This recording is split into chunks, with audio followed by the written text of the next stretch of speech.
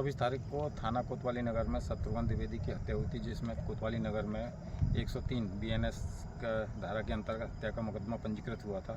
उसी क्रम में साजन तिवारी ये अभियुक्त वांछित था, इस पर 25,000 रुपये का इनाम भी था। आज ये पुलिस को सूचना मिली कि अपने परिवार को कहीं ले आने की फिराक में हो। उसी क्रम में पुलिस के द्वारा इसकी घेराबंदी की गई स्वाब नाले के पास। जब पुलिस के द्वारा इसको रोका गया तो अपनी गाड़ी में से उतरकर पुलिस पर फायरिंग करने लगा। पुलिस के द्वारा आत्मरक्षा में गोली चलाई गई, जो इसके पैर में एक गोली लगी और इसको तत्काल अरेस्ट कर लिया गया और इसको उसके बाद इसको मेडिकल चिकित्सा के लिए भेज दिया गया। बाकी आगे की अग्रिम विधिक कार्रवाई की जा रही है।